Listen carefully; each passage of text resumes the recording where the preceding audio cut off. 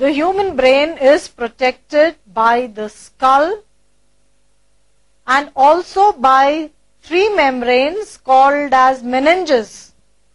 The meninges are the dura mater, the arachnoid mater, and the pia mater. Now in between the arachnoid and the pia mater, that is the inner two layers, you will find a fluid is secreted called as the cerebrospinal fluid. It prevents any shocks. It's like a shock absorber of the brain. An infection of these meninges causes brain fever, which is meningitis. Nature has bestowed upon us a double protection, skull externally and below the skull the meninges. Now look at this highly folded portion of the brain, the cerebrum, the forebrain. It's the larger brain. These folds are called as the gyri. These depressions are the sulci. The cerebrum, in fact, is made up of two lobes, the cerebral lobes. They are joined by a band of nerve fibers called as the corpus callosum. Have a look at the corpus callosum. The outer region of the cerebrum is made up of grey matter and the inner region is made up of white matter. We'll have a closer look to see the different areas and the functions performed by them. The cerebrum has different lobes. Have a look. This is the frontal lobe, the largest of the four lobes, and in fact it makes up 1/3 of each cerebral hemisphere. Behind the frontal lobe is the parietal lobe. This blue portion is the parietal lobe. Just below the parietal lobe is the occipital lobe, and below the frontal lobe you can find is the temporal lobe. There are gyri and sulci which distinctly demarcate the four lobes of the cerebrum. Remember, each of these lobes has a sensory and a motor area which performs specific functions. The motor areas lie in the frontal lobe. They control movement of specific muscles and also control voluntary movements. The size of the motor area in the cortex depends upon the complexity of the movements involved.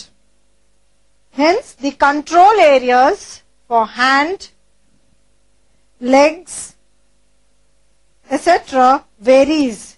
Stimulation of any point in this area will result in the contraction of muscles on the opposite side of the body. This can be further classified as primary motor area. It controls specific groups of muscles, and damage to any muscle in that particular area can paralyze the muscles which are being controlled by that area, and this is how one suffers from a stroke or a paralysis. The premotor area is yet another area in the frontal lobe. It is connected with all learned motor activities, like when you write. It's often also called the memory bank for skilled activities. Damage to this area can cause loss of motor skills that are programmed for this region. But muscle strength may not be affected. We have another motor speech area. It is also located in our frontal lobe. It controls muscles of the larynx, pharynx, tongue. Injury to this area can cause inability of speech. From the motor areas, now let us move on to the sensory areas which are present in the parietal lobe, in the temporal lobe, and also in the occipital lobe. The principal sensory areas are the general sensory area, or the primary area of sensation, is located in the parietal lobe. What is its function? It receives impulses from the skin, muscles and viscera in the various parts of the body for heat, cold, touch and pressure. We move on to the primary visual area, and that takes us to the occipital lobe. It receives impulses from the eyes, interprets the shape, the color and the movement. The removal of visual centers can cause blindness. We move on now to the primary auditory area, which is located in the temporal lobe. It interprets basic characteristics of sound such as pitch, rhythm. Its stimulation by a blow causes the sensation of noise perceived in this area of the temporal lobe. If any part of the temporal lobe is affected, it can also lead to deafness. The primary olfactory area is also located in the temporal lobe. It interprets the sensation of smell. So remember, temporal lobe is connected both with hearing and smelling. In contrast, the occipital lobe was responsible for vision. The parietal lobe gave us sensations of temperature, touch, pressure and pain. And all our intelligent activities and movements of muscles are controlled by the frontal lobe. What about association areas? These areas link the sensory and the motor areas in the cerebral cortex as we just studied. They are responsible for memory, thought, reasoning, learning, language, judgment, intelligence, and many other things. Let's study the other parts also visible. We'll take up yet another part of the forebrain, that is the diencephalon. The diencephalon is made up of the thalamus. Just below the thalamus, you can see is the hypothalamus.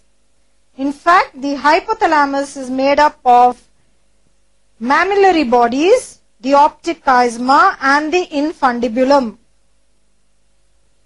The midbrain actually is made up of optic lobes. Well, on the dorsal side of the brain, the optic lobes are present, and these are not visible on the ventral side, but their function is to control vision.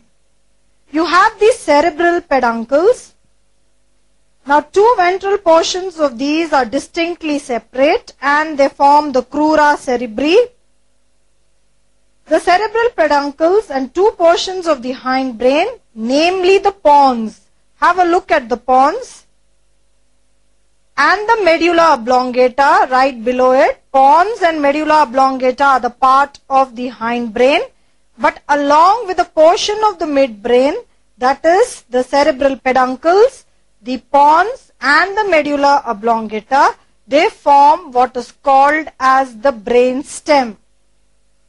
The cerebral peduncles act as coordination centers between the forebrain and the hindbrain.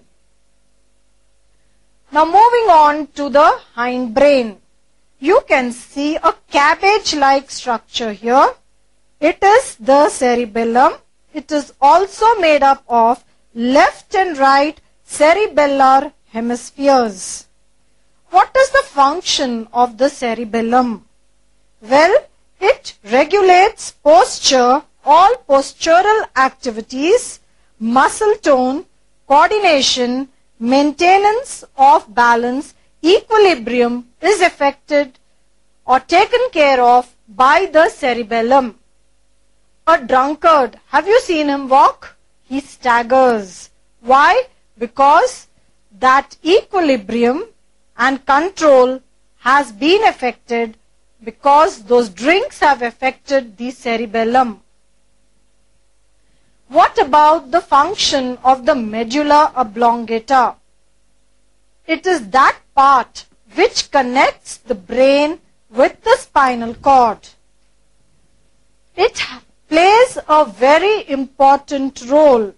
It contains vital centers that control the heartbeat, respiration, blood pressure.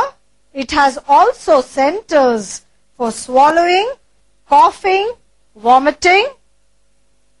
If you by chance happen to strike someone on their back, it can be very dangerous. The medulla oblongata, its link with the spinal cord, can be cut off, which can lead to instantaneous death.